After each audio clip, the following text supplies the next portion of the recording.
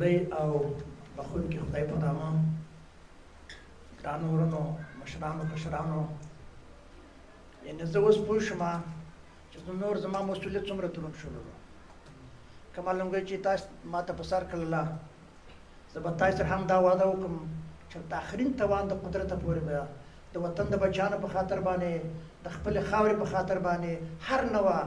څه شی چې زموږ د لاسه کېږي انشاءالله هغه به کوو تر اوسه پورې چې څه مو کړي دي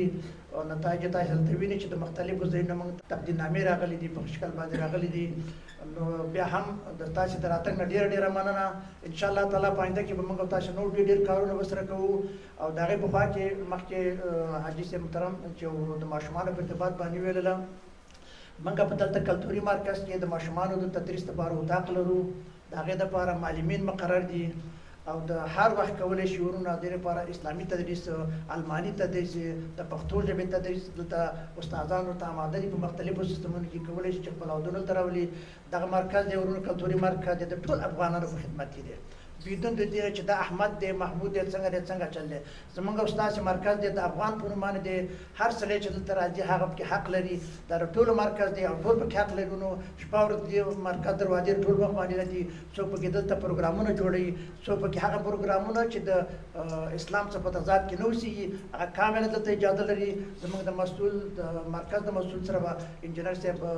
حقیقت سره به تماس نشي وخت به ورته ورکوي او مطابق د هغې به هر څه ورته آماده کوي موږ دایم ستاسو په خدمت کې یاستو موږ ستاسو دایم ملاتړ ته ضرورت لرو تاسو باید موږ کلک ملاتړ وکړئ او موږ دا جرأت پیدا کړو چې په آینده کې موږ د خپلې خاورې د وطن موږ تاسو د وطن سفیران یاستو عادي خلک دلته نه یاستو هر یو موږ تاسو وطن ته ځو ما ته نه د کلي بچیان چې هغه یوه مړۍ ډوډۍ لري ما به یو ویډیو ولیدله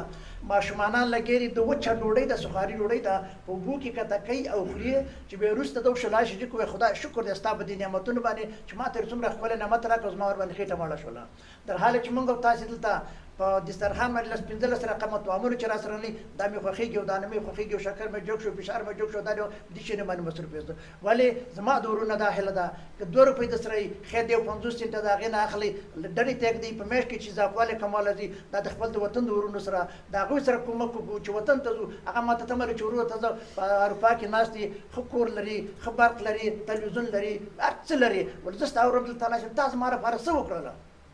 د دې څه وکړل جواب باید موږ تاسو مخکې پیدا کړو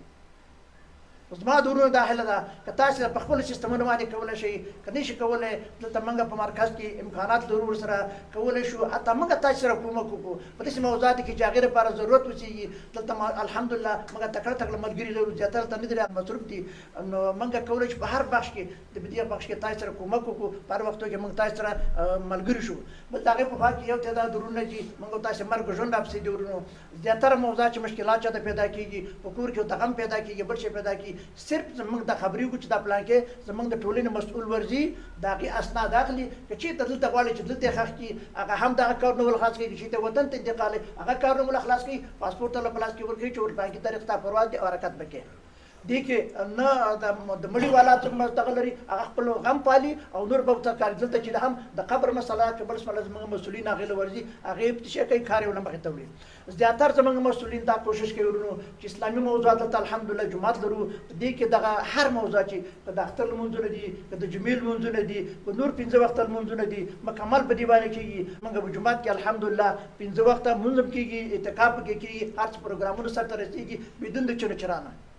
ورونو د جومات دروازه د ټولنې دروازه د مرکز دروازه ټول په مخ باندې ازاده ده خدای تعالی دې موږ تاسو ژوندي لري انشاءالله تعالی په آینده کې به موږ هم دغسې لیکوالان او شاعران ادیبان هم راغواړو دا زموږ تاسو سره وعده ده تر څومره چې موږ وصبرېږي دا به موږ په غېږ کې نیسو د خاورو نه به راجګو او سر تاج به ترې جوړوو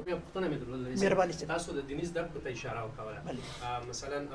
داسې امکانات شته چې تاسو دلته داخل په جرمني کې په اروپا کې آنلاین سیستم ایجاد کړئ یا شتون لري که نه لري ایجاد کړئ مثلا زما ماشومان آنلاین درس وایي پېښور کې بیا د هغسې فرهنګ او کلتور ورته ډېر فرق کوي نو هغه بیا د هغسې خلک چې دي مثلا زما ماشومان دا فشار راوړي چې ته دا شی دی غلط دی دا شی دی غلط دی دا شی دی اوس بهرحاله د آنلاین سیستم موږ نه لرو عملي دلته درس ورکوو ورته انشاءالله په آینده کې هم دې پروسه باندې به کار وکړو او په هغې باندې انشاءالله چې به وروسته بیا به تا به هم خبر کړو د خیر څه چې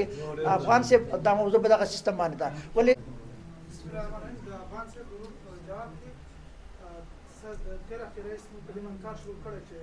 دلته د جنکو لپاره یا ماشومانو لپاره د آنلاین سیستم خصوصا د قرآن عظیم الشان د شروع نه تر اخره پورې دا جوړ کړی ان شاء الله نږدې یو دوه میاشتې به دا سر ته ورسېږي او هر ماشوم لپاره به زمینه مساعد ورونو اوس دلته زموږ ستاسې دغه پروګرام دلته سر ته رسېږي. اوس به انشاءالله تعالی موږ تاسې به سالون ته لاړ شو. په سالون کې زموږ ستاسې دویم پروګرام شروع کېږي. په هغې باندې به سره